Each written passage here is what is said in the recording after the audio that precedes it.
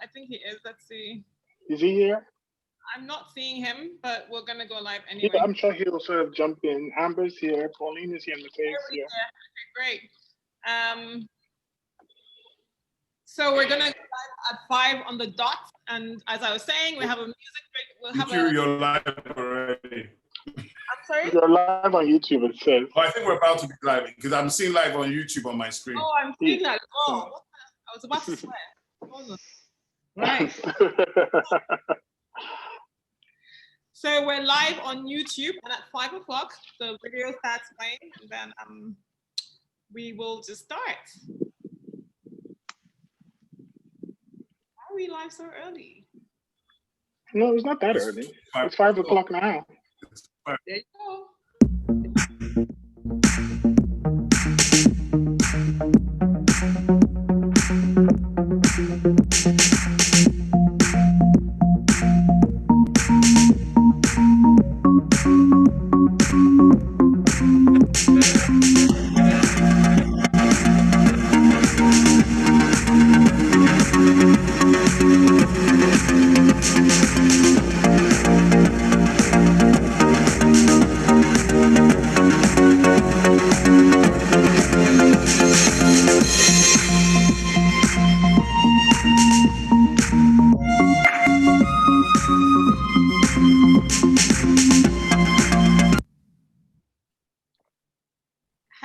Everybody, and welcome to the 4th session of the Africa Soft Power series, a summit focused on how Africa can harness its soft power effectively to transform its trajectory.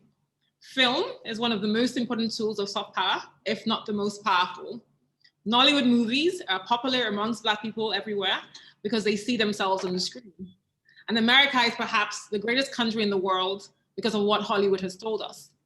One of my favorite quotes on the power of film is from Dayo Ogunyemi's Visions of Africa's Future. And he said, films can serve as a conveyor belt for hope, and films can change perspectives faster than we can build roads, end quote.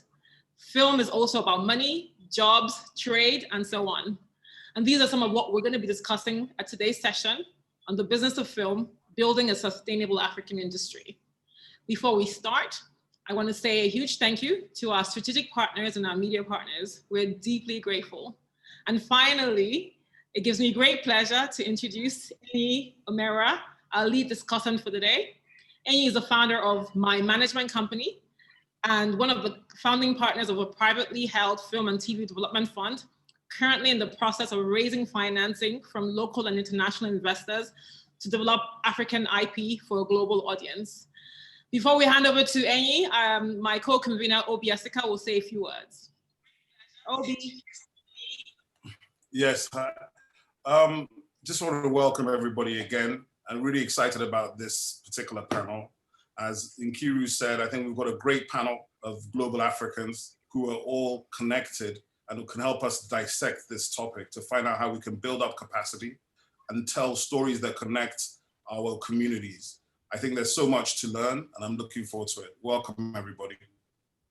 And Enyi, over to you now. Hey, thank you for having me. When I hear you describe me, I'm like, who's that? Like, who's she talking about? Like, I'm just this ruffian in Lagos trying to do my thing. But thank you very much for that introduction. I'm really, really excited to talk to the folks on this panel, the global Africans on this panel, and hearing the perspective on some topics and issues and sharing the experience with us. And I'm going to give you a quick rundown of who we have today. First of all, we have Amber Rasberry, who is currently the VP of Development at Paramount Players Film Studios. It's a division of Paramount Pictures. She was at one point the head of production at Kevin Hart's Digital Network, and a director of development at a subsidiary of Tyler Perry Studios. She led the acquisition of the Oscar-nominated picture Precious at the Sundance Film Festival. Next, we have Pauline, who is the founder of PMF Media Group. She is lauded as being an architect of the Netflix original film business. Of her 8 years at Netflix, she spent about 3 years as VP Original Films. And before that, she had spent 7 years at Paramount Pictures, rising to the position of VP of Acquisitions. Matias, who is with us from Sao Paulo, is a film director. He's made many documentaries, and his feature film, Shine Your Eyes, premiered at the Berlin Film Festival in February, and it just came out on Netflix, so please check it out. And then joining us is Dayo Ogunyemi, who's a media investor and founder of 234 Media. I know Dayo as a friend, and I was really taken by his work as he authored a research paper called Framing the Shot, Key Trends in African Film, and which was greenlit by the Growth Institute of South Africa. Dayo has lived and worked across West, South, and East Africa, and invested in that space as well, or in those spaces as well. I like to say he wrote the book on the film industry in Africa. Welcome, everyone. Thank you. Here? Yes, thank you. Thank you for having us. Thanks. Thank you for being here. First of all, I'm just going to sort of step in lightly and ask, how has it been in this season of lockdown and COVID? This one thing that we all get to share in the whole world. I'd like to ask people, what has been the silver lining to your COVID cloud? And we can go one by one. For me, it has been, living in Los Angeles, I'm there because of my career, which is wonderful, but working from home has afforded me the opportunity to spend the time with my parents and my family. So I came up here, up to the Bay Area near Oakland about 3 months ago. What was going to be a 3-week trip ended up being a 3-month trip. And I have not been home and spent this much time, I should say, at home since I was in high school, since I was 17 years old. So decades later, I get to be under one roof with mom and dad again, and that's been wonderful. Nice. Yeah, I guess I'll jump in. I guess I have the same story. My mother actually came down. She was in San Jose, which is in the Bay Area as well, and she came down to stay with me through most of this. So she was with me for about 4.5 months. And I, like Amber, never thought that I would have had the chance to spend that much time with her again. So I think that for me was the nice silver lining in that. And I will add that she did a lot of cooking. So it's been a great, that part's been great as well. And Matias? Yeah, pretty much the same. I'm with my 2 daughters here in the countryside of Sao Paulo. So it's a wonderful opportunity to be closer to them and all of that. And also to develop stuff, to have that isolation, as a writer or someone who creates something is great. It's incredible, the silence that you get from that situation. That would be the biggest silver lining. A lot? Yeah, I'm writing a lot. That's what I've been doing the last 5 months, I guess. And that'll be my silver lining. Awesome. Amber, with the upheaval that this time has been, and we're going to take it more from a professional standpoint, what are you seeing is the adaptation? What are the changes that are happening? What are you seeing is showing the people adapting to this current situation?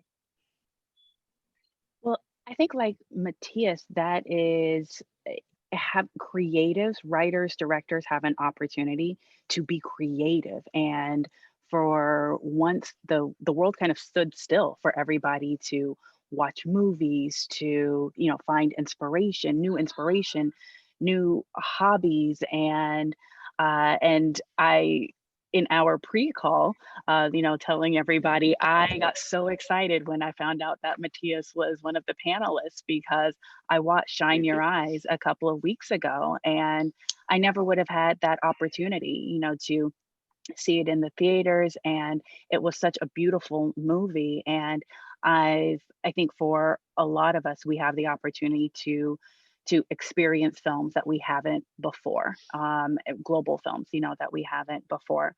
One of the challenges is production. I think everybody is dealing with that, of how to get back to production safely.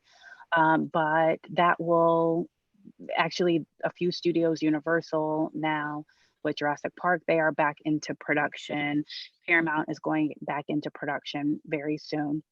So that's being figured out. But working from home, I think having the opportunity to to meet writers, directors that I haven't before. Usually just through the day-to-day, you're in back-to-back meetings. Now I'm able to meet with filmmakers around the world that I never would have had the opportunity to meet. Filmmakers from South Africa, from Nigeria, from Kenya, now Brazil with Matias, that it's been a wonderful opportunity and I think for a lot of my colleagues as well, to just meet, to talk, to find out what filmmakers want to create. And I think on the other side of this, whatever that may be, I think we're really going to see feel-good movies. I'm really seeing a trend in the escapism. I think, after being in quarantine or in shutdown for months on end, people want to feel. And the films that are going to rise to the top, at least in the theatrical experience, I think are going to be ones where you're laughing, you're crying, and you create that community experience again. Awesome. With Pauline, are there any points of innovation that you're coming across seeing with people just trying to get either products made or products developed or different ways that people are going about doing it? Yeah, I think you're having a lot more conversations with people, trying to figure out how to utilize the things that they have, which is, their phones, which you've seen some of filmmakers using their iPhones or other pieces of technology to be able to film. But I think you're seeing more of that now. And I think people are trying to be creative in terms of how they're able to actually get something up and off the ground. As Amber mentioned, production is getting going, but during the last few months, what are the things that I have in my own control, and can I shoot something with one or two people, or even shoot some scapes and see, what I might be able to capture from that. And so in addition to development, I think people are trying to think about, new ways of telling their stories. And what I'm also seeing is that people who have maybe been narrative filmmakers are thinking about doing documentaries, and how can they take the skill set that they've developed over their entire career and put it into a different genre. So how can they tell the stories that they had intended to tell in a different way? So maybe they had something that was narrative that they can then tell through a documentary format. So you're seeing a lot of that. And then I also see a lot of filmmakers who are looking at animation for the first time, or animation filmmakers who are expanding their businesses, because those, as I'm sure have all heard, animation has continued throughout this entire time because of the way that those things are produced. So you can go from development to production and animation in a socially distanced way, in a way that you can't be on set, right? So you're seeing pockets of that really start to pop even more. Certainly there was a surge of that pre-COVID, but you're seeing much, much more of that now. And I think that will sustain after this is all said and done as well. And so those are the things that I'm seeing right now as well.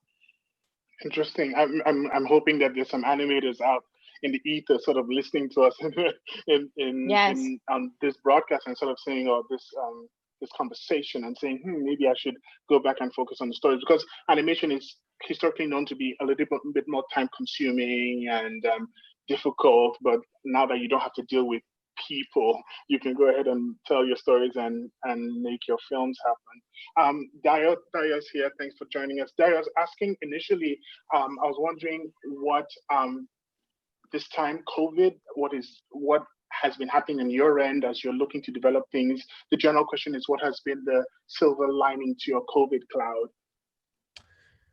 Thanks for having me. I think like Pauline and Amber, a lot of, on the personal side, there's been an opportunity to press the pause button. And really, as a producer, you're constantly juggling a range of projects at various stages from development, some getting close to production. Obviously, because of COVID, anything close to production has pretty much come to a pause. On the development and business, on the business side, Cannes being closed, being shut for the first time in 50, 60 years, I think post World War II, is obviously a big issue, as is, the likelihood that many of the major festivals and markets are going to occur virtually, if at all. Like Matias, on what that has meant is focusing or pivoting more to the development process, working more with story, working more with writers, focusing more on projects that are sort of at that stage where they could use a bit more focus and attention in terms of getting them ready for the next phase of things. But business is continuing. There are lots of conversations still happening.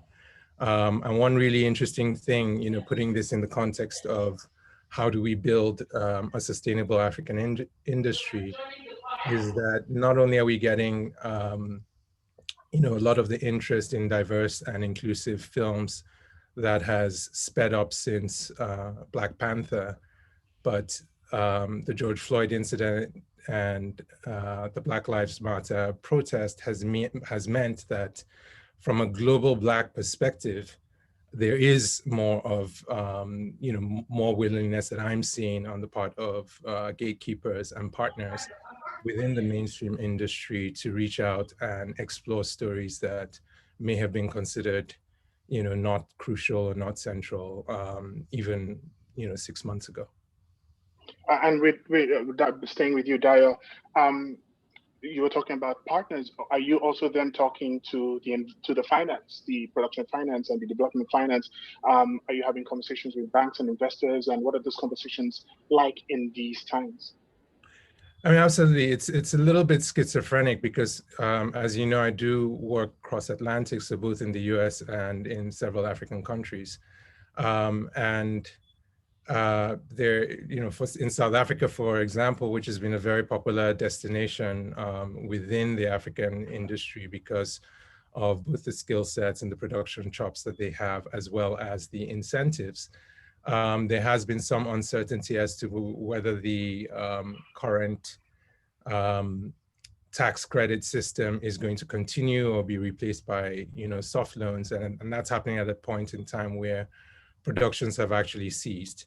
So it's a situation where, you know, for the production services firms that primarily service Hollywood and international productions, it's a great, you know, it's a period of great uncertainty. And at the same time, even for domestic productions, you know, it's also, you know, a period where people don't quite know where things are going to end up. Now, for countries like Kenya and Nigeria, where there isn't very much by way of, you know, government funding, at least soft funding, you know, we have BOI, we have, you know, we have BOI, the BOI loan system, and the recent creative industry incentives driven by the Nigerian Central Bank. So some of that continues. And I think that what this is going to force us to do is sort of... I guess we'll have a... Pardon? Is everyone with me? Or am I the one who's... We can hear you. We can hear you if you were speaking to us. You were paused, so I was wondering what had happened. Ah, okay. So maybe what's my network, so go ahead. Okay. So yeah, I think that there are some major investors at the continent-wide level who are looking strategically at the creative industry as an industry that can drive growth, particularly with youth and its use of technology. And I think we just, as an industry, have to continue to make the case to the folks on the continent that are financing and investing in film that there continues to be a strong case for film and other creative industries. In fact, I would argue, as people have pointed out with animation and other areas, that this, you know, the COVID is a supply shock, it is a demand shock. The physical movement of goods is severely affected by the changes in logistics that are happening. And for intellectual property products, these are things that travel over, you know, over internet cables, you know, it's bits and bytes. And I think that African governments and decision makers and policymakers would be wise to double down on their support of the creative industries because it's not as susceptible as physical exports are to shocks like the COVID crisis. What do you think are some of the interesting things that we can do from a narrative perspective, not even to the outside, internally to the government, especially on our continent, for the recognition of this space as soft power, the ability to change the dynamic of thinking about a people and about their operations and just who they are. I tend to believe that we need to work hard at convincing the powers that be that this is a viable option to sort of promote Africa and its expanse and its big amazingness. Well, I mean, so I've known Nkiru and Obi for more than 20 years. They've both been working on this, we've been in this journey of educating government, working with government, volunteering for task forces within government to let government know why this is strategically important. So I think that work continues. I mean, with Obi, it started out with, with sports, with soccer, with the music industry, with the TV industry, with Nkiru, similar things on the music and technology side. But I think that, the reality of decision-making in Africa is, and I don't want to lump all 54 countries together, but my experience in at least a handful of countries is that people tend to take notice the more people outside the continent connect with what's happening. And I think from a narrative standpoint, that's an opportunity to look at what are the types of cross-Atlantic collaborations we can look at that might draw attention to people and decision makers who might not be as aware or as well informed about the creative industries and its possibilities. Among the attendees, we have, folks who were involved in Beyonce's project on the continent, who are working on a cross-Atlantic basis, and hopefully during the Q&A session, there'll be an opportunity to talk about that. We have other producers like Aditoro Makinde who've worked cross-continent, and I think that as these projects sort of tie together Europe and Africa, tie together North America and Africa, tie together South America and Africa, the Caribbean, as the individual successes come through, it might be easier to get people's attention. It's frustrating from a planning standpoint or from an investment standpoint, because you expect that people will have a big picture view, but just the same way that for African-American film, Black Panther was a watershed, not because filmmakers suddenly got the ability to tell stories in particular ways or actors got the skills, but it was just the first time that, Hollywood opened the doors and said, okay, put all these things together, put put Black writers, put Black directors, put a, majority Black cast, and let all the assumptions around what Black film can and can't do domestically and internationally disappear. And I think that, many people will tell you, I'm sure Amber and Pauline can tell you about, more granular approach on what the progress has been. But I think what no one can deny is symbolically, it has really driven change. And I think we sort of need maybe not one moment, but several moments on the African side to drive that. No problem. Back to Amber. Amber, I'm just sort of looking at a cross-section of from your background. You've worked with Kevin Hart Studios, you've worked with Tyler Perry, and I look at these producers of people who have niche audiences, who've been doing things for particular audiences and then growing out from there. Speaking from your point of view, if you were talking to the African producer, what could they pick up and learn from the Kevin Harts, the Will Packers, the Ava DuVernays, the Issa Raes of this world? I think all of them, everybody that you mentioned, they know their audience. They know who they are targeting, who they are selling to, and they are a part of that audience. It is in their DNA. They inherently live it. So Will Packer went to an HBCU. He went to FAMU and has that perspective on all of his films. Tyler knows. I learned so much from Tyler of really leaning in and listening, to your audience.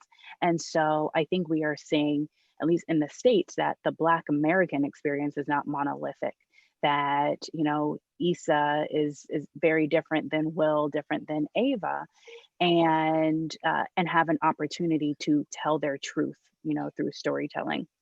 And so I think I always tell writers, write what you know, write what is true to you, and not try to write to the need of what you think a studio may want. So, if I say I want an action thriller, you know, just in a general conversation that I may have with the writer, I don't want any generic action thriller. I want something that they know. If they grew up in Oakland and, you know, went to school in London, but has family in Lagos, I want to see how all of that, you know, may really tie into that action thriller. So maybe it's international, you know, you have a you know, deep-rooted storytelling or deep-rooted, you know, family history, you know, with this character. You know, so it's always, I think, everybody that we see who is really who has been successful and is getting the long overdue accolades, mainstream accolades, they are really just telling a part of them, you know, when it comes down to it. And I think that's what really rises to the top. You know, there's great filmmakers from around the globe.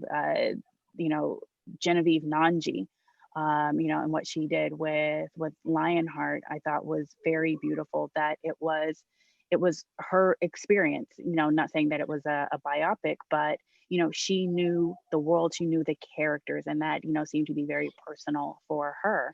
You know, with Wanori Kihiyu from Kenya and Rafiki, she knew the characters, you know, inside and out. And so writing and producing and creating characters, number one, characters, I should say, are that, you know, that are relatable, are going to, I think, always rise to the top. And then it's what the high concept idea is behind it, or that relatable, you know, experience. You can have characters that are very specific, you know, like in Shine Your Eyes, and I'm going to talk about it a lot because I really like it. Talk about Shine Your Eyes. Shine Your Eyes. That it's an immigrant experience. So, you know, I saw it from the perspective of, oh, wow, we see a lot of the American immigrant, you know, experience, but to see it between Nigeria and Brazil, and then it was a story about brothers. It was a story about, you know, about family and identity, and kind of the quest for the dream.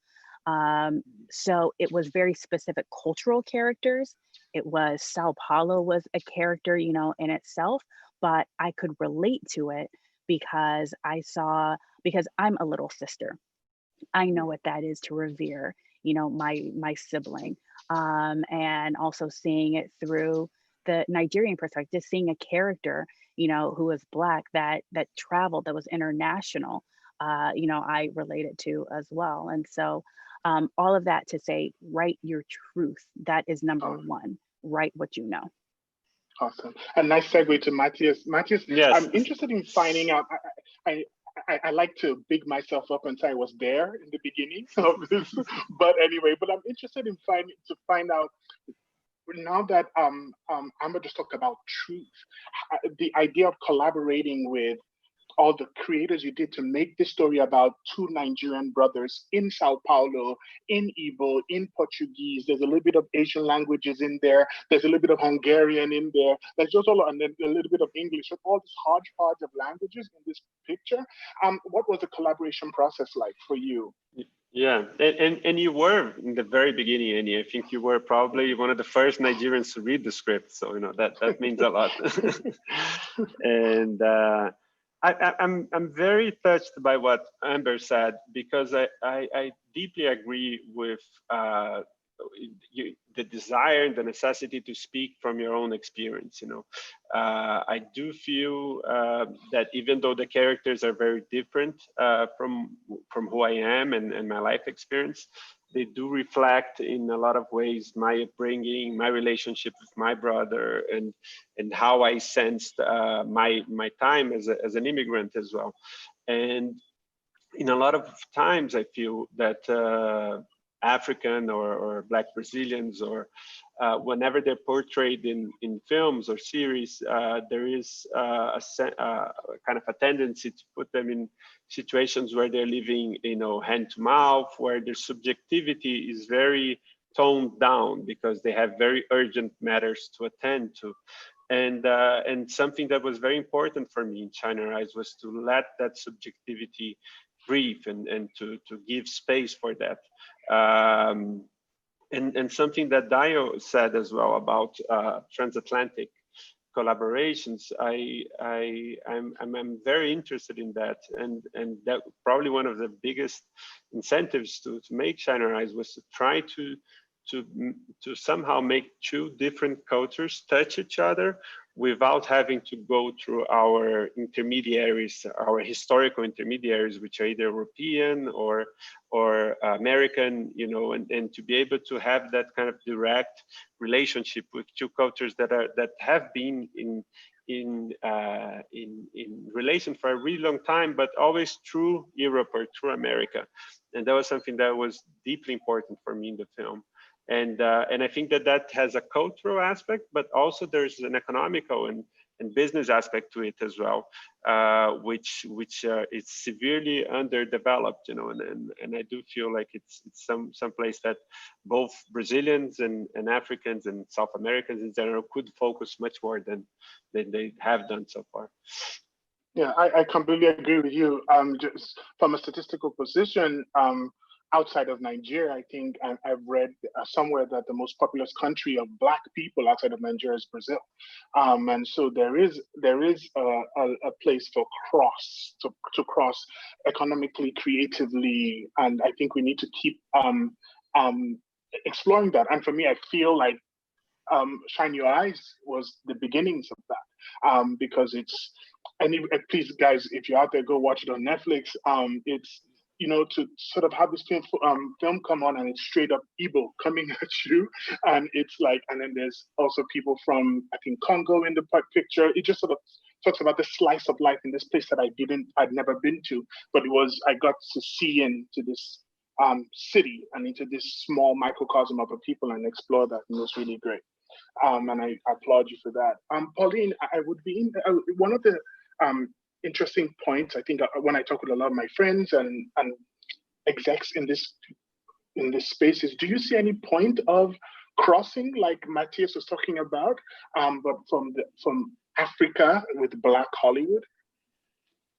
Yeah, I think that there are a lot of people trying to figure out how to do exactly what Matias has done, right? So I think, you know, as we've been talking about, the environment right now is where there are a lot of creators here in the United States who would really love to tell stories that cross the Atlantic. So, and that's part of my work as well, is really trying to figure out what those connections could be. And I think we're at a time now where not just ourselves, but the studios and other creatives are really trying to look for different types of stories and stories that highlight people of different backgrounds. And so I think that there's certainly a demand for that. And then I think, you know, again, just personally, people really want to be able to tell these stories that can cross over and be able to really have much more of a perspective about the diaspora, mostly like we haven't before. As Dayo mentioned, you know, it sort of took life after Black Panther, but I think that this movement has been happening for a little bit of time. And certainly with the murder of George Floyd and the Black Lives Matter movement, that's become a global movement.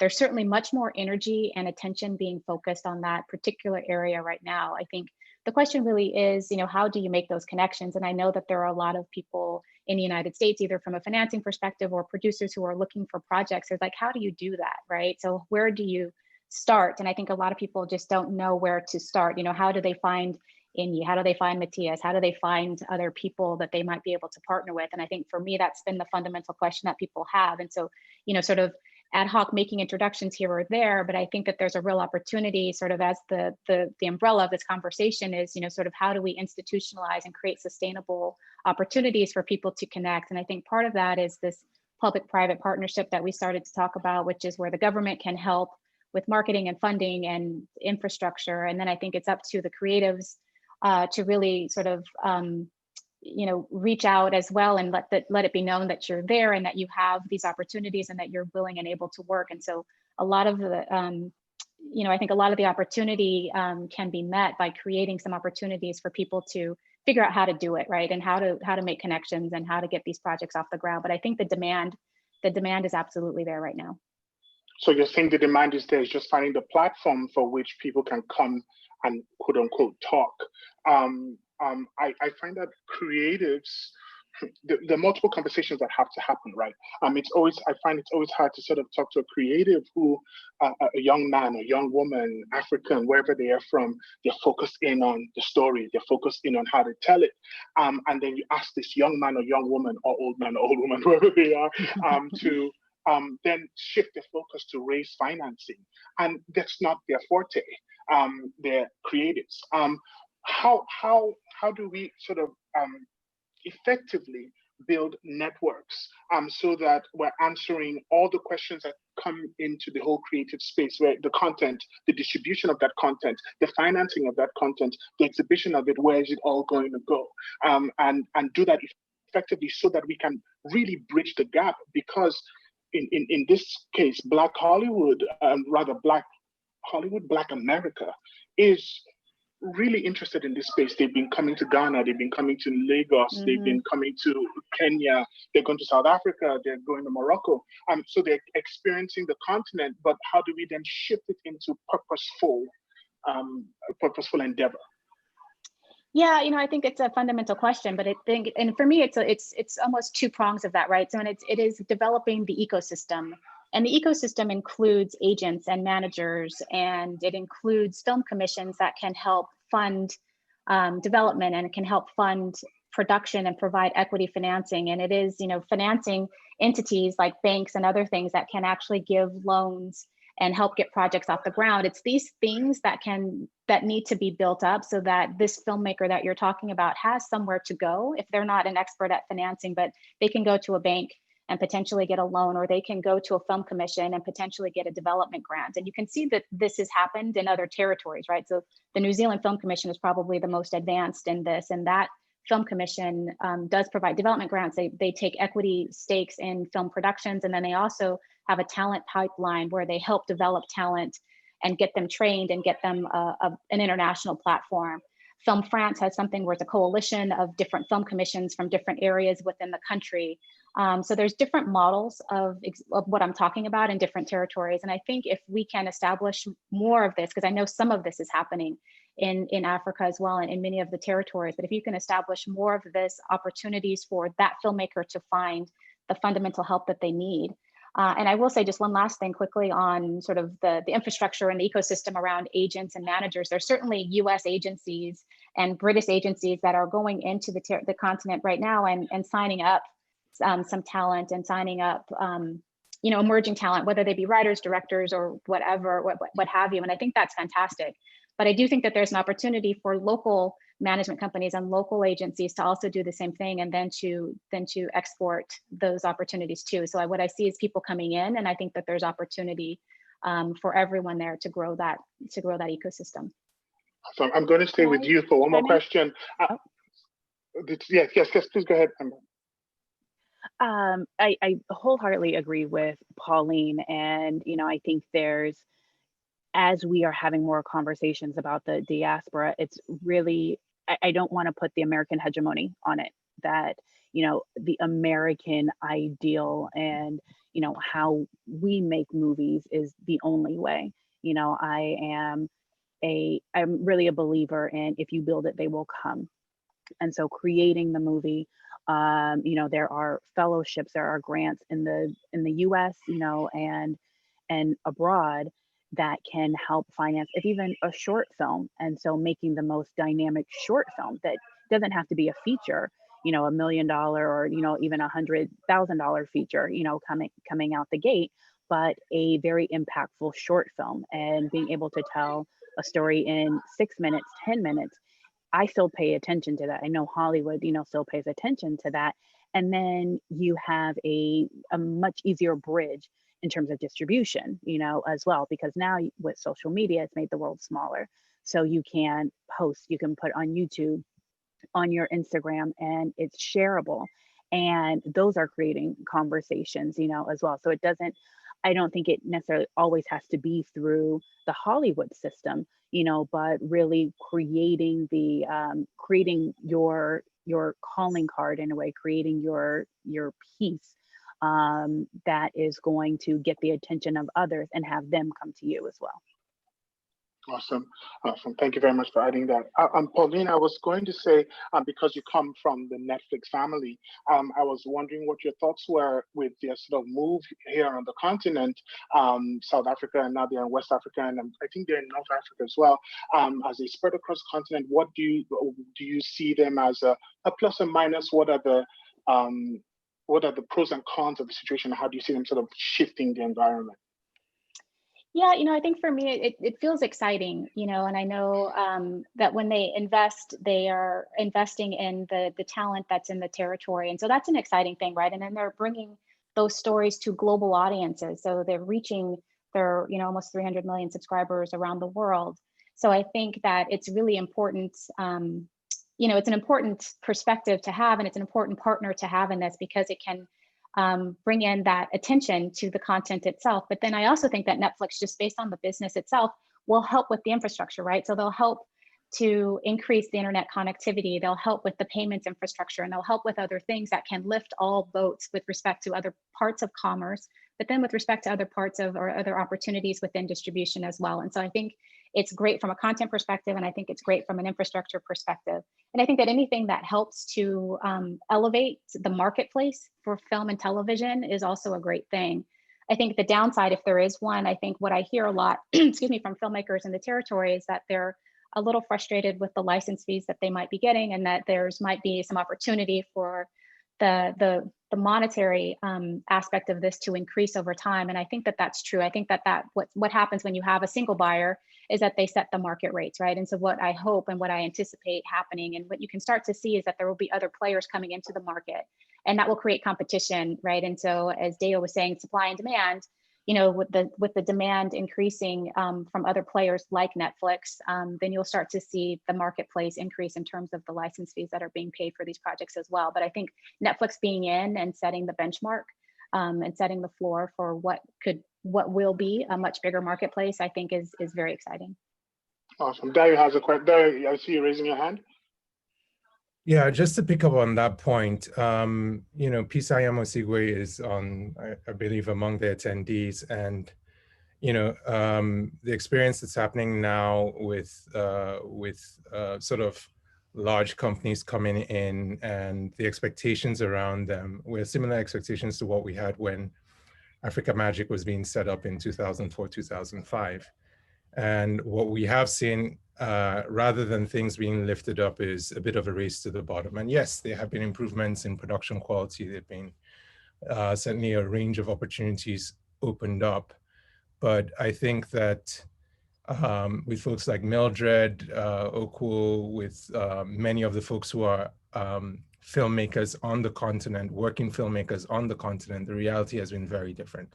And it is up to us to speak up and say, the rationale around the budgets, the rationale around the story formats, when we look at Scandinavia, where we look at small markets, particularly considering that there's something in the range of 2 to 3 million Africans of relatively recent descent who are resident in the US, and who are among the most, amongst the highest socioeconomic demographics within the US, that there has to be some recognition on the part of the streamers, and I'm not singling Netflix out, that there is a global, even for the stories coming out of Nigeria or South Africa or Kenya, there is a global market, direct primary market, from people who are, one generation away, or moved to, like myself, moved to the US, as a teenager. And we need to tap into those opportunities. And what I get very worried about when a major player comes into the market, and there's already an established player, and the prices don't move, what I worry about is that the burst of filmmaking that we're having, which is very good from a practical standpoint and from an experience standpoint, but is limited certainly by the budgets that are being provided to them. A lot of people who, because these are global platforms, are coming to African film in a very, for the first time in a meaningful way. If you've not been doing, the Cannes and Venice and Toronto, circuits, many people are seeing 5, 10 African films, Pan-African, of course, Film Festival, the New York African Film Festival. If you haven't been attending these things, this might be the first time that you're seeing 5, 10, 15 African films available for you to see, period. I mean, I have filmmaker friends who come to me and say, wow, I just saw XYZ film on Netflix. And in some cases, we're conflating films that came out between 2006 and 2020.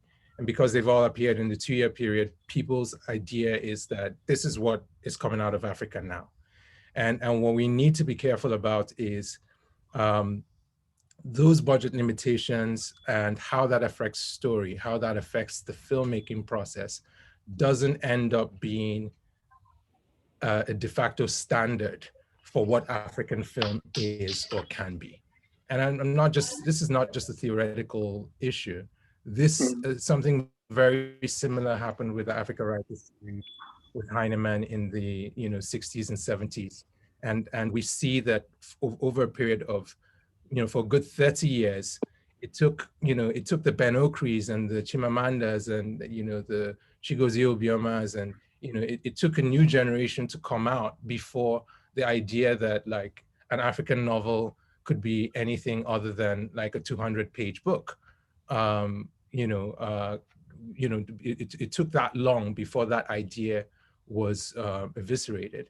And you're now starting to see among the novelists, the type of diversity of storytelling, of ambition, of scope that you have seen in other areas for a long period of time. So let's not separate the budget issues from the type of filmmaking and TV making that's happening. We need to push hard on that. Well, we definitely need to push hard. We definitely need to push hard on the budget. I think a concern would be, where do I get, getting the money and getting money? So I need to pump money into something to make it look global, for example. Let's say that's a thought process. The loans are there, but the loans are at high interest rates. And how do we get people, how do we get the system, how do we get the financial institutions to see that these creatives can absorb those rates? And how do we build the right kind of parameters for that to happen? Because we need wider distribution and we need to be able to expand that. I'll just say one quick point, and of course, I'd love to hear, from my fellow panelists on this. We have a very Netflix-focused perspective in Africa, because kudos to them. They're the first ones who have gone out and hired a great team of people who are from the continent, who understand stuff on the continent. There is a Netflix Africa, right? And that's the good part of it. The not so good part of it is that if you look, if you come over to the US, I'm sitting here in New York and everybody's talking about what Apple is doing, what HBO Max is doing, what, Amazon Prime is doing. In India, the boom that you're seeing in India on the TV side is the result of Amazon and Netflix going toe-to-toe in that market. So I think for filmmakers, I think, people have to figure out where they stand. If you are at the point in your career where you just want to make a film and you're grateful for the opportunities that are, to not just have to go to one big company in South Africa that has any budget, right? Then kudos to you. But we should be aware that the world is a lot bigger than that. The boom in Denmark, the boom in filmmaking and TV making in Sweden, the boom that's happening everywhere else is happening with a plethora of platforms. We shouldn't just think that there's only one option.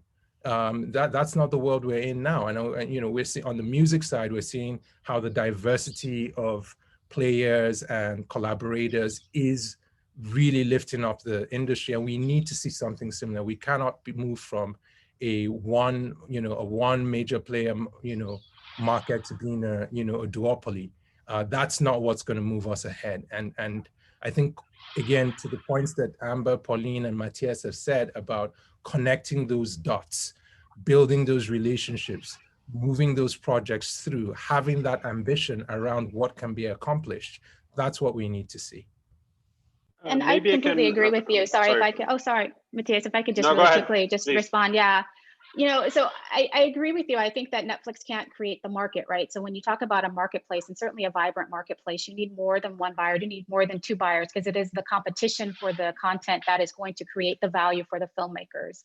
I think some of the infrastructure challenges that so many parts of the continent face in terms of internet connectivity and payment processing will be addressed in the very short term here. And what you'll see is start to see a flood of more participants in the marketplace. You're already hearing about HBO Max looking for projects coming off of the continent, and the same with Amazon Prime. And so I anticipate that those things are imminent. I certainly agree with you. You don't want to put all of your eggs in the basket of a single a buyer, and that being Netflix. Right now, they're the primary participant in that marketplace, and they've been very, very loud and noisy about that participation as well. And I think it is incumbent on filmmakers to really figure out, is that the right platform for their projects? Because there certainly are players coming in from France and from Germany and from the UK that are funding projects as well. And those have more traditional distribution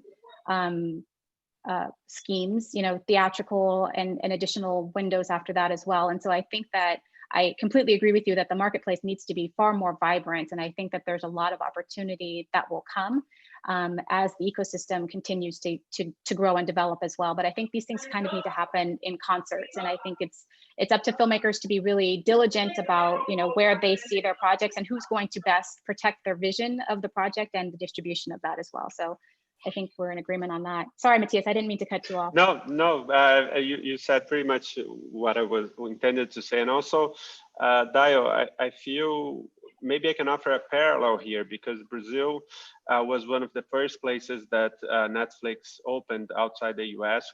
We've had Netflix since 2011. And it's amazing how what you're describing is pretty much what happened in Brazil. You know, it's really the path that it took. You know, at first the budgets were quite small, and that was a major limitation. And I think it was a learning process for Netflix itself. You know, because as soon as they saw the first materials that came out, and they saw that the audience in Brazil wasn't. They were comparing whatever Netflix had to offer all over the world with what Brazil was producing. So in that sense, they realized that they needed to step up a bit their game in Brazil, and that's been happening at the same time as other players are coming in, like Amazon and Apple. And I think this also pressured them to do that in a more focused way.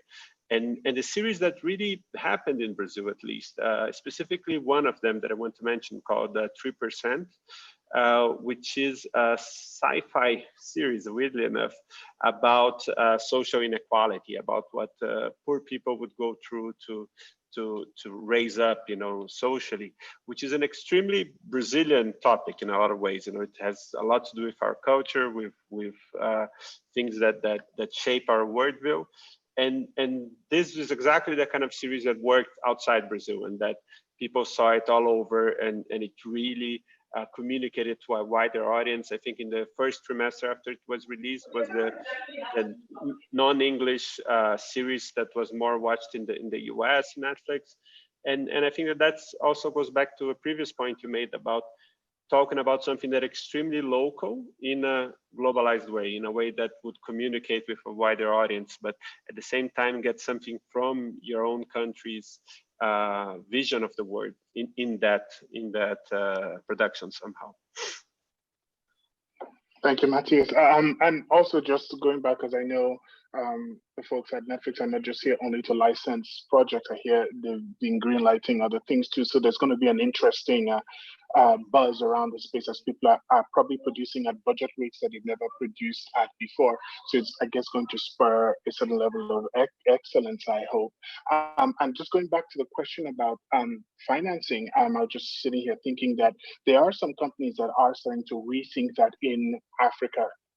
In Nigeria specifically, a company like Talent X that is looking to sort of finance productions, but then also using the IP as collateral as part of the conversation, which is not necessarily heard of in my part of the world. So the tide is turning, but I think there needs to sort of be a full shift. Dayo had mentioned the music and the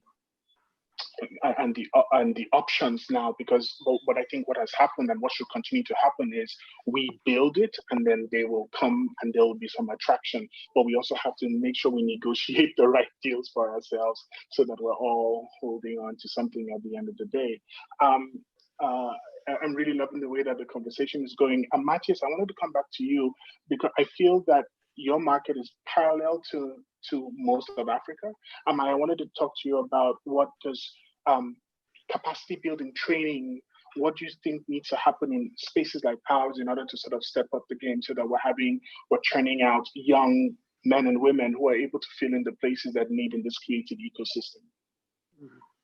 I feel a lot of it depends in formation, in getting the right academic background for people, courses, not only university, but courses in general.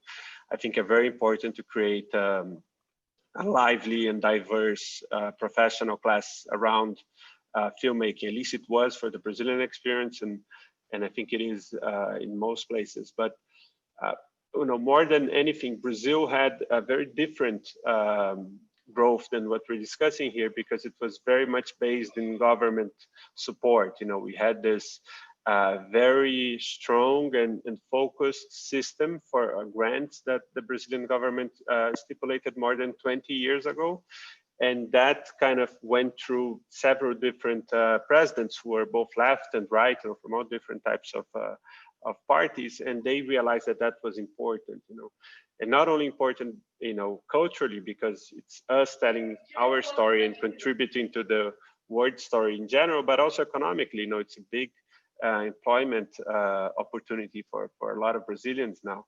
And I think another thing that was important was to pulverize that investment. It wasn't just one big organ in the government making that investment, but several different cities and states, and that created a lot of variety that I think created a diverse ecosystem in Brazil that I think could be used as a way to think African cinema as well.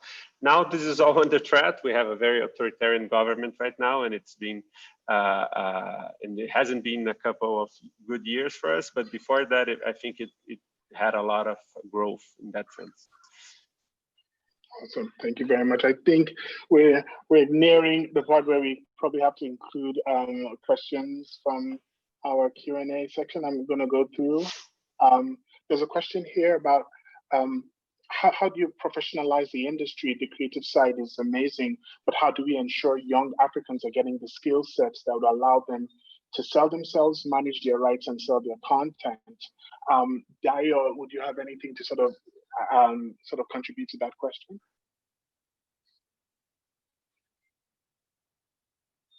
Dayo, you there? My screen is frozen. I'm not sure if I can be heard or not be heard. I think it's muted. I need to unmute. Sorry, okay, he's on mute. Is it coming back? Problem here, so I'll let you know when I'm able to talk. Okay, so I'll move on to the next one. Actually, maybe can I get Amber on that? And it was more about sort of people. Amber, did you hear the question? Can you repeat it one more time? Yes, it's like, how do you professionalize the industry? The creative side is amazing, but how do you ensure young Africans are getting the skill set that will allow them sell themselves, manage their rights, and obviously sell their content as well? That's a tough one, because I don't know of the resources, on the continent, specifically in Lagos. I'll say this. I shot a reality show in Lagos about 4 years ago, and it was knowing the Nigerian film industry. We had a lot of resources in terms of crew and equipment, and we had cameramen from Ghana, from the UK come in, and I think as we've talked about before, it is the collaboration and the conversation, finding mentors, within the business. But even that, even that is hard, because then again, it goes back to the American ideal, and the way of doing things that I feel like the continent should look within the continent and look at, the filmmakers who are, have been successful. And, you look at even Mexico, how Mexico, the filmmakers there, Alfonso Cuarón and Alejandro Iñárritu, have really grown over the years. And it's because of those collectives, that they have built. And it is the idea of the reach one, teach one, type of mentality. I think that there's, in the reality show that I shot there, it really started to create conversation of just what we were doing, just out in the streets. People were asking questions, well, what are you shooting? How is this done? And hopefully that just started sparking ideas. And so, I think it is looking at your neighbor, looking at, again, social media as well. I feel like social is a great resource that we have, right now, in terms of finding filmmakers, finding people who have, have gone down that path, and just DMing them saying, hey, I have questions. Can I get 10 minutes of your time? I do that with, even, with my career, and, I have a VP title, but I still am very humble to slide into a filmmaker's DMs to say, I am a fan. How do I meet you? How can I just get 15 minutes of your time? I think on the business front and the professional front, it is, there are some books, I think that can be helpful in learning about the business. And I will also say, even labs like the Sundance Lab is an incredible institution for producers. It's producers, directors, writers. Now they have a music track as well. That is I think it's a 1 or 2 month intensive. And I think they may open it up because now it's via Zoom, but you have access to professional mentors. You can ask the questions. And so it's looking at those fellowships, looking at the labs that really start to create the connection between filmmakers around the globe. Cool, thank you very much. Thank you for answering this. I love your perspective of this, especially. I think it's important, not being from here, but sometimes there are other places and other spaces that you can see that one can key into that are not necessarily in Africa, but Africans can take advantage of. Dayo, do you have any thought process about institutions on the continent that people can use for the capacity building, that kind of thing? Yeah, there are a ton of resources and efforts that have been ongoing over the last 10, 15, 20 years. And can I be heard? Hello? Can you hear me? Can everyone hear me? We can hear you. We can hear you. So Enyi, it was just you. I was saying that there are a lot of resources and efforts. The African Film Academy, which runs the AMAs, Realness, which is driven by Elias Ribeiro and Pedro Cansper out of South Africa and Brazil. There's the new Producers in Daba, which is being done with support from EAVE in Europe, and I believe with some input from Sundance Labs, to sort of, bring together the experiences for producers. There's the Waga Film Labs. There are a range of things that are happening. And I think that, one of the things that should come across to people who are watching or listening is that one of the biggest challenges that we have is just communication, like sharing the information that's out there, organizing that information in ways that is meaningful and accessible to people at whatever stage of their career they are, whether they're emerging filmmakers, whether they're veteran established filmmakers. There have been so many changes in the last 5-10 years that it's bewildering. And I think curating, presenting those, those opportunities to filmmakers, finding ways to strengthen them, are part of the ways that we can help professionalize the industry. And the professionalization has to happen on multiple sides. It's on the creative side, it's on the technical side. Christian Epps, who's on this, who's one of the attendees, is putting together Lights, Camera, Diaspora. He's working, training people as grips, as, in various technical aspects. Aditero Makinde has been running a series of producer boot camps, if I can call it that, out of South Africa over the past couple of years with some South African filmmakers. But we just need to continue institutionalizing these things, providing support to them, and making sure that the progress that needs to be made isn't made just on the basis of the individual efforts of people who are driving things across. Yeah, I mean, there's some points that Mildred just made now, and I know we're over the 1 minute part, so it might be great to start tapping into the wisdom that lies among the attendees, because there's some very accomplished people. Well, right now, there's a question from Aditero Makinde, which I think would go to Pauline. And the question is, do you see an opportunity for Hollywood studios to champion African writers, directors, and producers who are telling African stories? Hi, Editoro. Yes, I think that's right. I think it goes back to our prior conversation where I do think that the demand is certainly there. And I think it's really a matter of figuring out how do you match the demand with the projects and the people who are out there. And so I think, it's a lot of studio execs, certainly the ones that I've talked to, have a real interest in telling more stories, certainly more stories coming from the continent. But again, they just don't know where to start. And that's not necessarily just other African Americans at studios, but others at studios who just aren't sure, how do they meet people? How do they find these projects? Where can I find them? And so again, this is starting to happen where you'll see them coming out of the labs that Dayo has talked about. And so they're finding people that way. And they're also finding people from film festivals and the book festival. I know there's a big one in Lagos.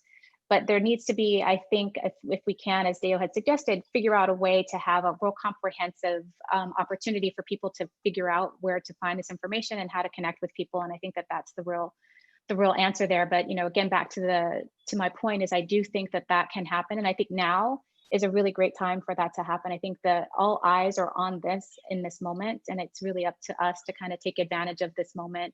Not sure how long it might last, but I think that if we can leverage this opportunity and create some sustainability and some infrastructure, as we've been talking about, that we won't have to worry about whether or not what happens next. We can create our own future from here. So I think now is a great time for this conversation. Cool, thank you very much. I'm going to throw the next question out to Amber and to Matias, and it's from Nana Kankam. It says, how does the panel believe that we can ensure that we broaden the lens of global Black stories? And we maintain the integrity of the root truths and specificity of these stories. And also, I guess the attempt is to also make them commercially viable. I'm sorry, what was the last part? I didn't hear the last part.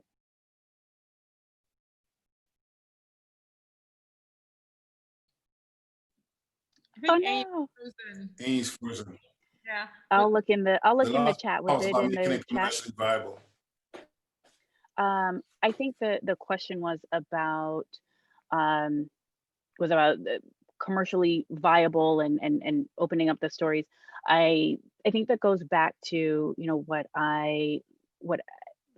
how I started was really finding characters who are real, authentic, organic to your experience in a very high concept way.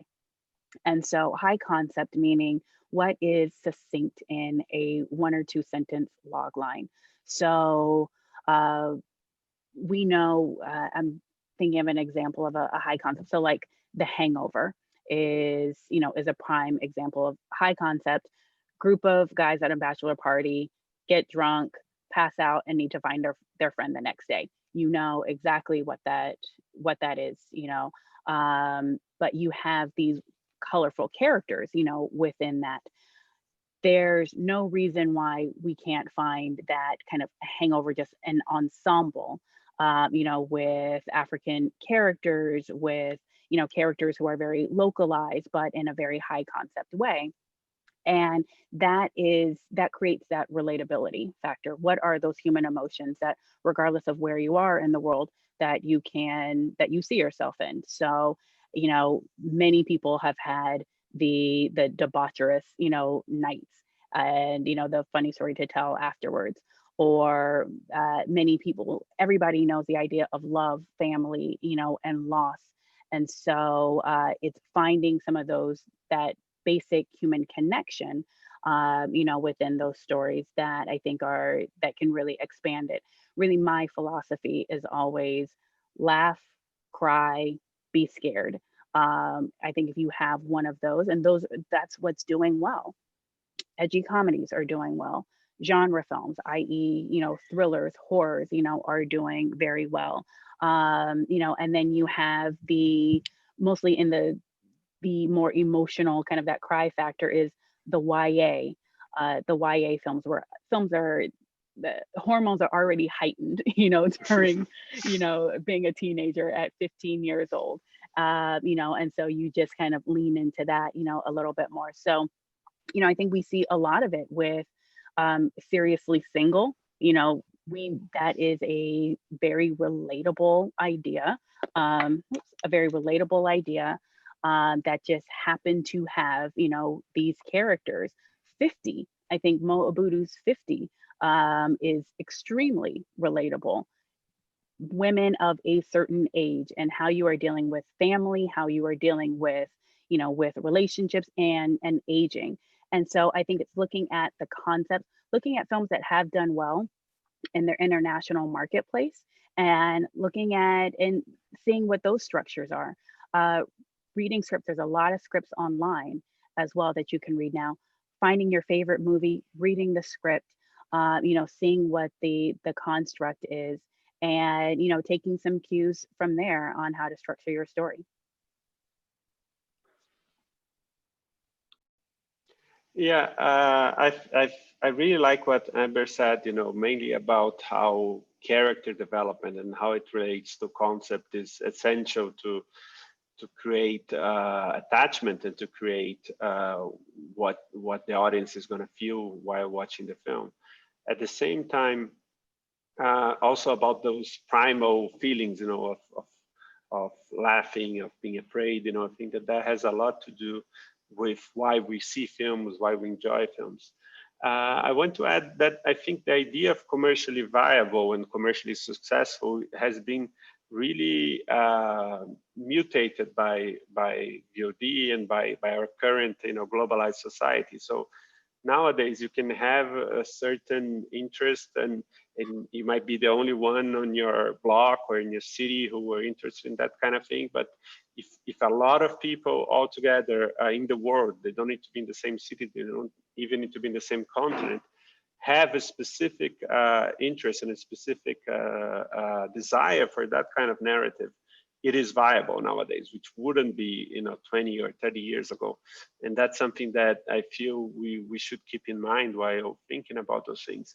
And as Africans, and in my case as Brazilians, we have a certain freshness to our images and to our, which, you know, originally comes from us being, you know, being kind of relegated to a side, to not being in the main storyline of the world, let's put it that way. But that now can be brought to our advantage, in the sense that this, you know, a lot of what I heard from doing Shine Your Eyes was how unique people thought Sao Paulo was, and how it was a city that had never seen, you know, images such as the ones we're creating. And I think Africans can really capitalize on that in a lot of ways, to generate content that would be engaging and interesting for the world in general. Enyi, are you back? Oh, you're muted. Enyi, you're muted. But I have to head out. Yeah. Okay. I have to head out. I just wanted to say thank you so much. Thank you to all of the panelists. Thank you to Obi, Nakiru, to Enyi. Really appreciate this opportunity and just such a wonderful panel and conversation. So Thank you for your look forward time. to, and looking in the chat, I look forward to seeing more YA movies coming from Yes, Nigeria. I was just going to That seems ask to be about that. By the way, Amber, how do people pitch to the likes of you? Where do they go to do that, to sell your stories? You know, unfortunately, there's some legalities. I'm not able to accept unsolicited material, but we'll figure it out. My Instagram is at Raz to the B. Actually, I'll put it in the chat really fast.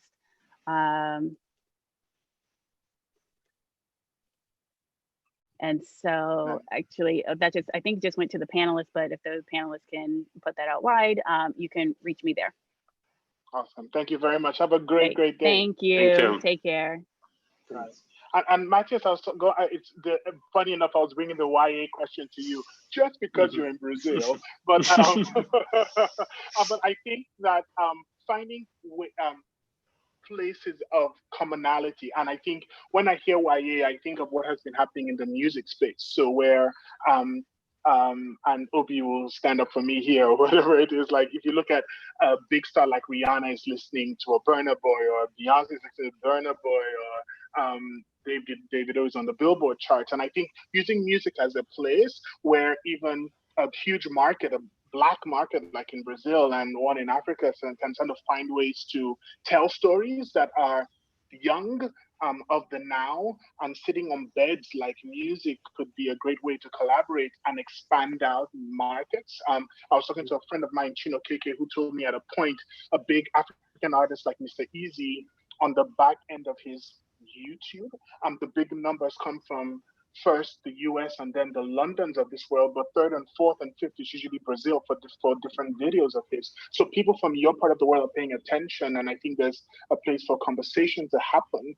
What do you think about this, and how do you think that one goes about building those bridges? I think YA has a very special place in the sense that it does allow for cross-cultural transitions much easier than other materials, you know, because I think maybe because the experience of being a young adult maybe translates better. I don't really know why, but I was thinking as you were asking that question, I was thinking that Netflix just announced that they bought this work called The Upper World. It's a novel by Femi Padugba that's supposed to be this big new, this big new YA, and it's supposed to be heavily based in African culture in England, I guess. So yeah, I feel Brazil has that specificity of being extremely diverse. So there is kind of almost like a market in each subdivision, because you can do so much for specific parts of this Brazilian diversity. But at the same time, even though a lot of people don't want to see it, we are a very racist society, and in that sense, we have disenfranchised, you know, Black stories for a very long time. And I think that this is, you know, in the last couple of years, this has been in the forefront of discussion in audiovisual creation in Brazil.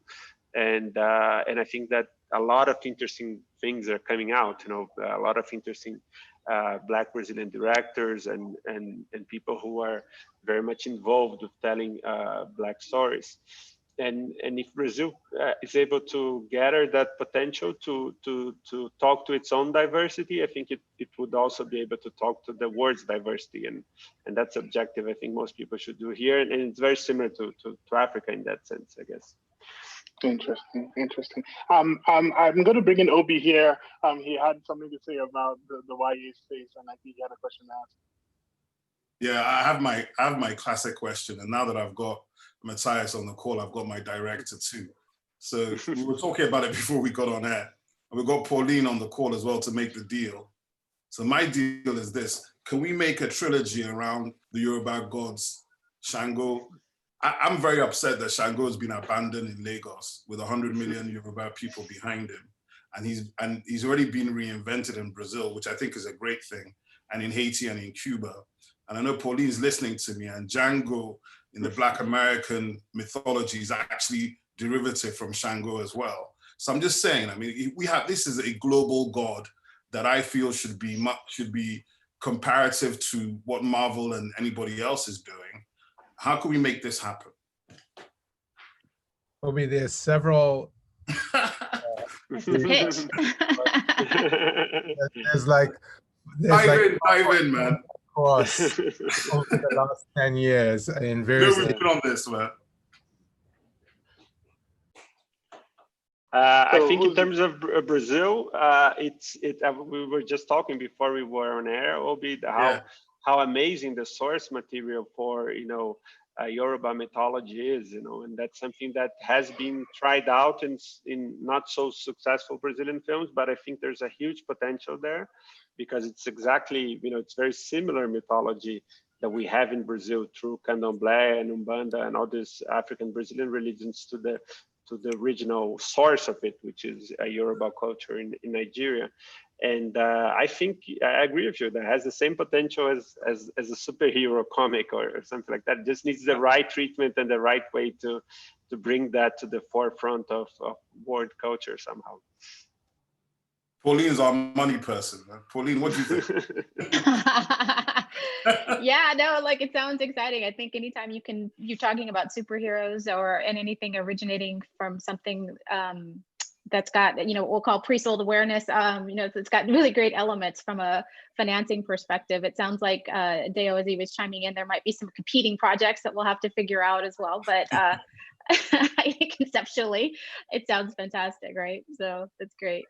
Excellent. Thank you. Dayo, how do we speak to the financiers and educate them about the potential of this space in a real way, and not just only the upside, but also the downside, which then people can then regulate the expectations and then build great packages for the creative space? Oh, we say nothing about the downside. We have to, though. That's smart. Don't go. I mean, like, look, there are a number of people from institutions, and I'll talk about Nigeria in particular for now. There are a number of people from institutions to high net worth individuals who have invested in projects over the last 15 years. And the returns haven't been there. So we don't have to talk about the downside. We need to talk about the upside. Same thing in South Africa, they're in a slightly better situation because they do have, cultural funding as well as incentive structures, etc. But again, outside Afrikaans films, most of the private money that has gone into film and TV production outside the major media companies have not made money. So I think part of what we need to do is the same thing that the venture capital industry does, which is to say to people, if you invest in one film, maybe it works, maybe it doesn't. But if you invest in a slate of films or through a film fund, then you're diversifying your risk, and you're also giving yourself the runway to support creative and technical skills that over the course of 10 projects, 20 projects can produce winners. What's happened in the past is there's a big film, there's a big book, and that book is adapted and everybody kind of piles into that, and then when it doesn't work out, it's like, oh, film is terrible. And I think that idea of diversifying risk over a slate or via a film fund is one that needs to be pursued. We can continue having the conversations, and we should continue having the conversations with the with the banking industry, with with other aspects, not just the banking industry, but other aspects of the finance and capital markets. But we just have to bear in mind that, like, Nigeria as an example, by law, banks cannot take IP as collateral. That limits the range of things that you can do.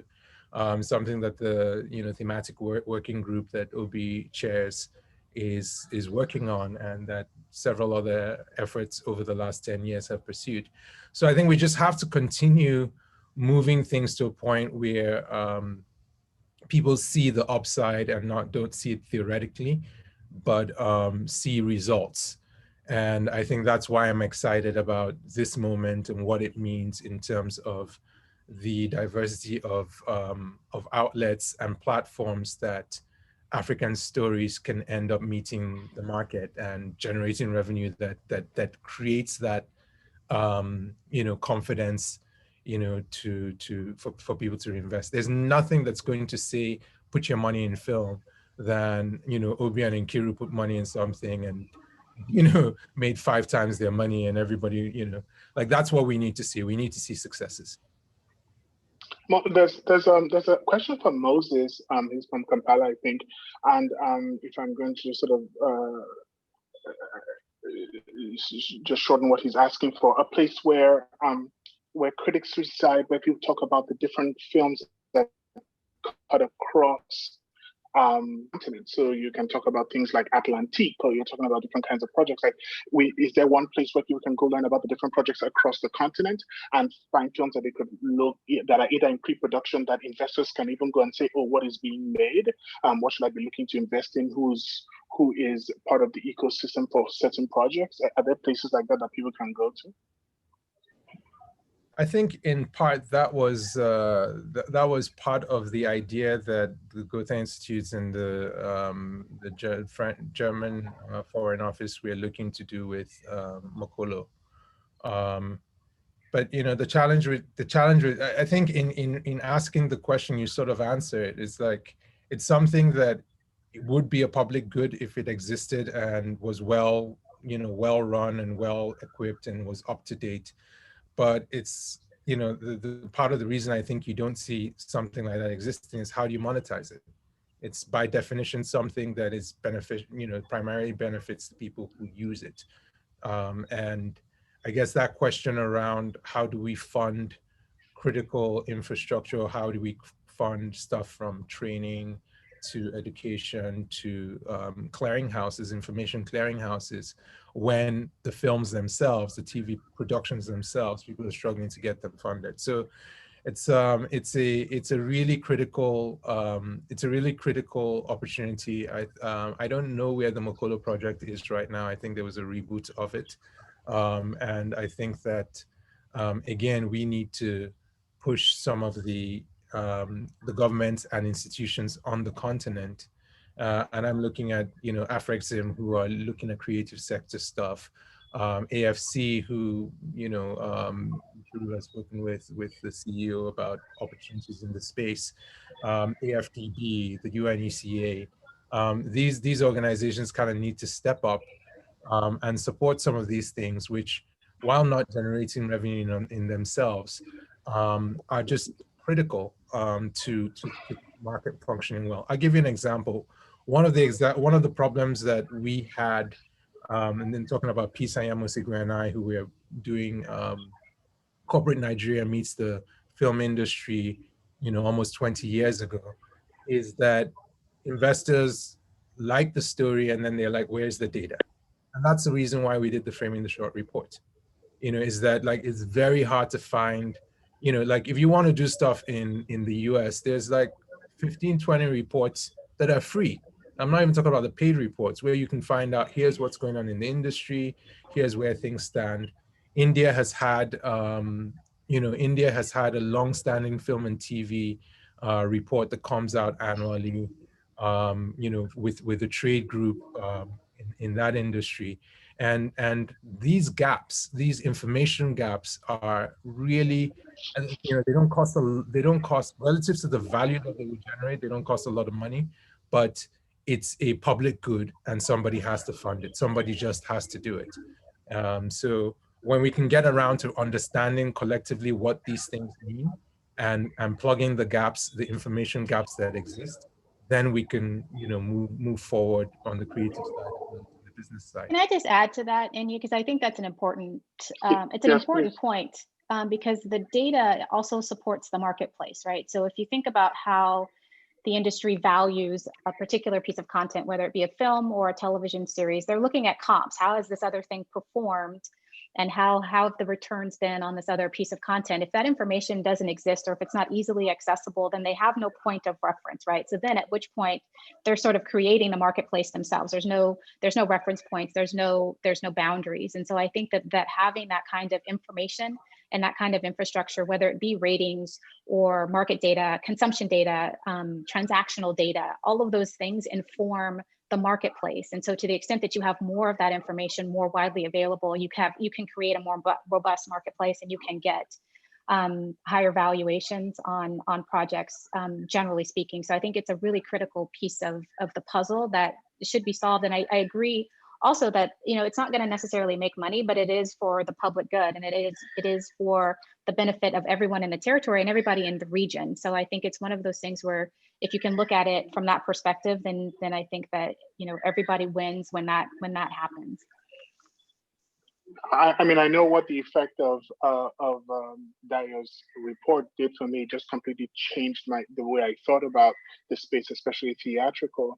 And it now also was able to give me an opportunity to compare our industry, which is still growing in the Nigerian space, to the South African, and see it in juxtaposition with India and China as well. And I think it's just about, you know, getting the right policymakers involved in the conversation, getting the financing involved in the conversation, getting the creatives involved in the situation, the executives like Dayo and you, and you know, everyone sort of fully moving forward. There was a question from Michael Ndiomo. Is he still here? Can he ask the question? Oh, I saw his hand up, really. Michael, are you there? Someone was asking where you can get, Dayo, someone's asking where they can get the report.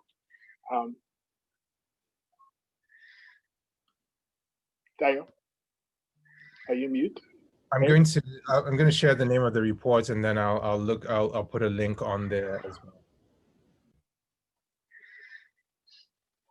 Please do that. Thank you.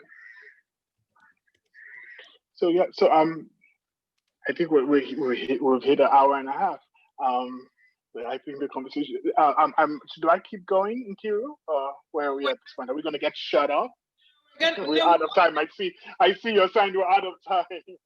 No, we won't get shut down, but we promised 1 hour, 30 minutes, and we don't want to take up people's times because they are very busy people. So it's a good time for Enyi to round up and say, you know, maybe last words from all the speakers, and then we can then close the session for the day.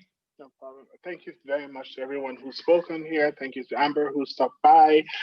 Pauline, I really sort of love the refreshing perspective that you and Amber brought. I think finding ways that we can collaborate across waters from our part of the world to that part of the world and sort of make commercially viable projects, and also your own perspective on financing and training and capacity building. Matias, what a refreshing conversation. I think, like I said, I've always believed in watching what emerging markets like Brazil are doing and seeing how we can shadow some of those things, copy some of those things, and apply them to us part of the world. And an amazing picture that you made. Once again, I'm saying to everybody, please check out Shine Your Eyes. It's an amazing work, and it's on Netflix. Dayo, I like to tell everybody that Dayo sort of shifted my thinking about this whole thing. I started sort of talking to somebody like him, as smart as he is, who brings his talent and his experience base to really serve an industry, I think, and it's a pleasure to sort of sit and gist with you. Thank you, Nkiru, for the opportunity. I hope people got something out of it. I think the conversation is ongoing. No way do we say we know everything, but I think that the conversation needs to keep going, and we should connect with our policymakers. We all stand on the shoulders of those who came before us, and I think we owe it to them to make sure it all goes well, and we keep pushing the power that is film and TV in this space. Thank you again. Thanks, Enyi. Thanks so much, everybody. I thought it would be nice for if everybody just spend like maybe 30 seconds, just, you know, closing words from Pauline, Dayo, Matias, and then just round up and close the day. Okay, no problem. Pauline will start first. Sure, thank you. Thank you. This has been fantastic. It's certainly been a pleasure and an honor to be participating in this conversation. We've talked about it. I think now is a really important and exciting time and opportunity. And I think, it is incumbent on us, everybody on the call and everybody who's participated in this conversation to really take advantage of some of the things that we've talked about and to really move things forward. So let's have conversation, but then let's act. And I think as we talked about now, I think is an amazing time for that to happen. And I think that together we can do this across the diaspora. So I'm excited for what's to come. So thank you. Thank you. Matias? Matias? Yeah, I would also like to thank all of the people who made this possible. It's a huge honor to be here to share my experience with you guys. And I wanted to add that, you know, when I was in university a long time ago at NYU, I had this amazing class on African cinema taught by Mantia Diawara, who is, I think he's Senegalese professor. And so much of my own subjectivity and my own idea of filmmaking was shaped by African films, you know, of Idrissa Ouedraogo, Osman Sembène, Abderrahmane Sissako, Djibril Diop Mambéty, and even more recent films, you know, like Chika Anado's B for Boy or Andrew Dosunmu, Mother of George. You know, these are all films that, and they've touched me deeply. And I'm really glad that I was able to watch those films, and I hope for a very vibrant and successful future for African cinema in general. Thank you. Dayo? And thank you to my fellow panelists. It's been great getting your perspectives, very inspiring. And I think just emphasizes the need for us to continue to, you know, connect the dots and build relationships across the globe and across the global Black diaspora. Big thank you to Enyi for moderating, and to Obi and Nkiru for organizing this. I know it's been a very challenging and demanding process, juggling that with 1,000,001 other things, but it's when it comes together well, it does come together, and you know, thank you for those opportunities. There are many people who are attending who have so much to contribute, and I just want to encourage all of us to continue building those bridges. As Pauline has said, as other people have said, there's a really, you know, there's been a series of great opportunities over the last 4 or 5 years, and we're in a moment now where things that would have seemed impossible a year ago are possible, things that would have seemed unimaginable 10 years ago are very much within reach, and we just need to keep on pushing. Thank you. Thank you so much, Dayo. Obi, can you close the session? And then thanks to all the panelists. It was really wonderful having you. Obi, over to you. Yeah, thank you so much, everybody. I mean, it was such a wonderful panel. The energy was so positive. I'm still coming from my deal with Pauline and Matias, but really, I think the key thing for me, the takeaway for me, is next steps and action. I think we're in a moment of global Black solidarity. We can't go backwards from this moment. So well done, everybody, and let's keep pushing. Thank you very much. Thank you so much. Have a great night, everyone. Ciao. Bye, everybody. Bye-bye. Thank you. Bye-bye.